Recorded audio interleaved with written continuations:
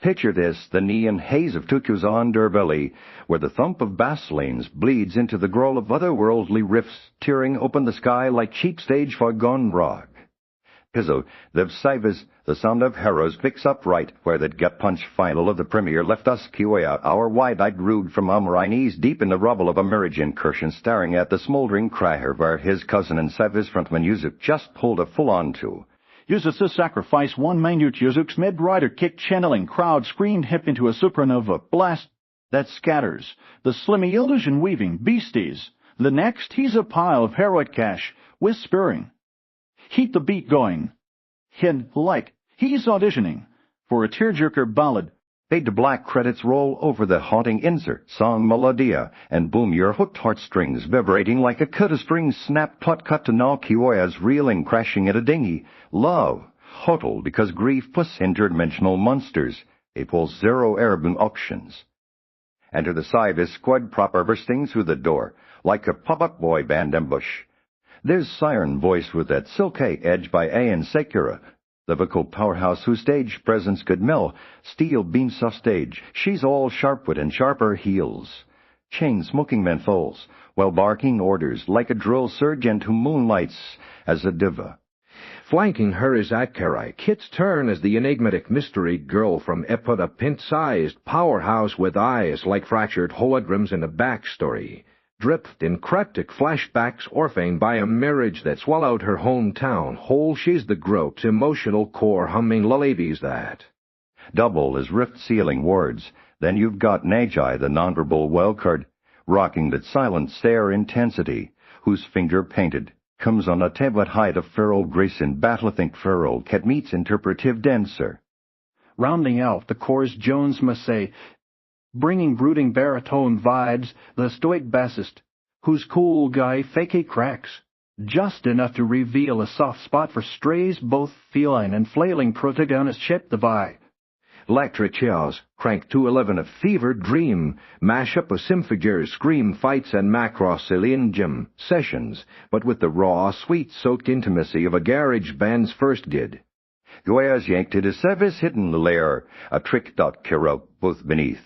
Shibuya crossing, because of course it is where the walls pulse with arch of crowd energy like bottled lightning. Yuzuk's death isn't glossed over. It's the episode's bass line frumming under every awkward group huddle and half-hearted rehearsal. The plot revs up when Intel drops a massive Mirage concert. Phantom is manifesting at SI-VIS' next live show is sold-out arena bash in Yokohama Towers.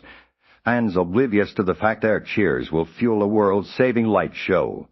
Kyoya is the wildcard recruit, his raw, unpolished dance moves hilariously offbeat at first like he's grooving to elevator music, the key to sensing the team's hep resonance at that sweet spot where audience adoration transmutes into anti-Mirage plasma.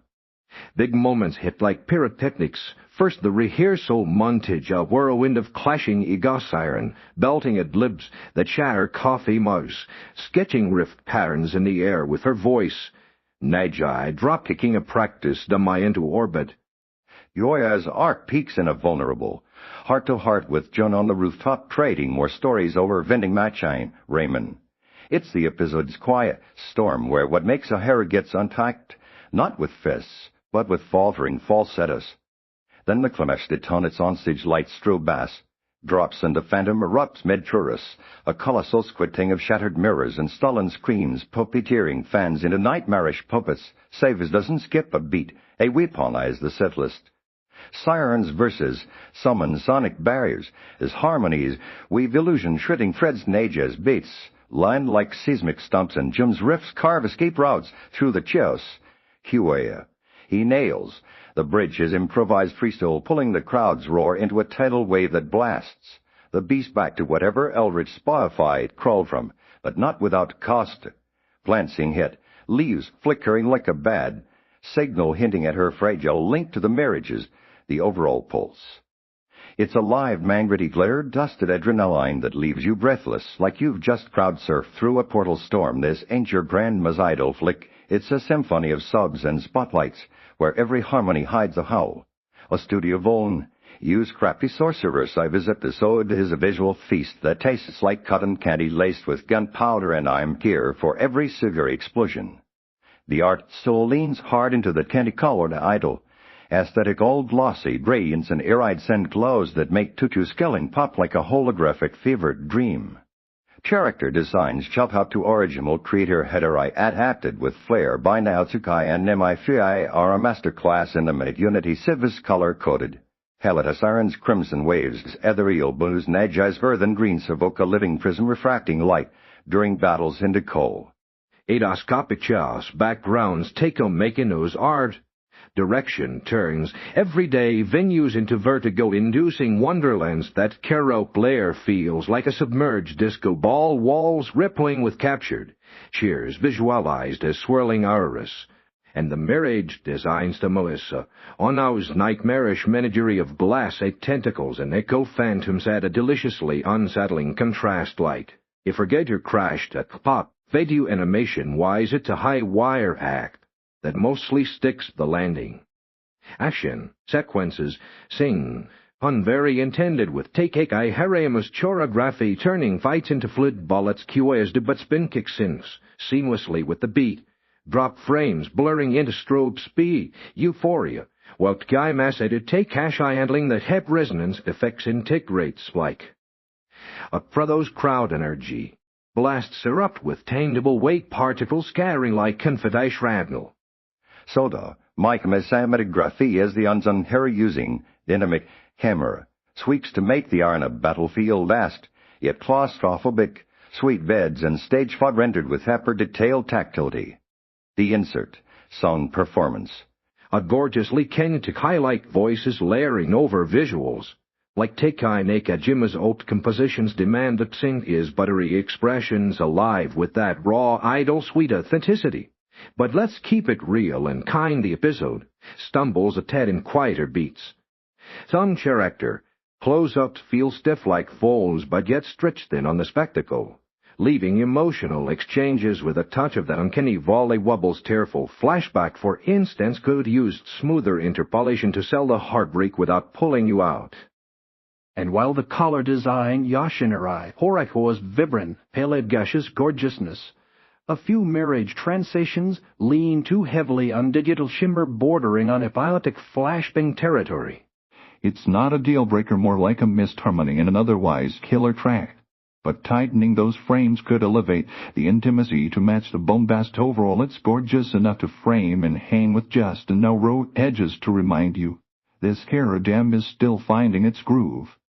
We episode that says the sound of Heroes has me straight up obsessed like I've shot the triple espresso mixed with peak's eye, sticks and mainland the entire love-lived discography.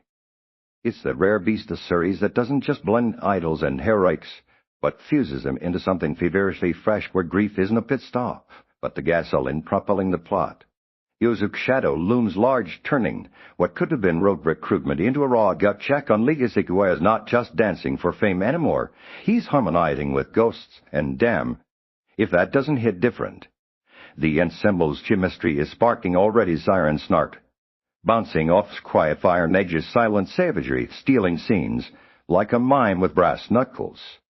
I'm crossing every appendage for more divs into their backstories. Give me that Negai origin drop stat before I start theorizing she's a Mirage defector. Wild guess, but the vibes scream at what grips me hardest. The me-to-magic of performance, this power the way of faltering falsa can fell a kaiju is absurdly empowering a love letter to every underdog who's ever belted out, a banger to banish their blues.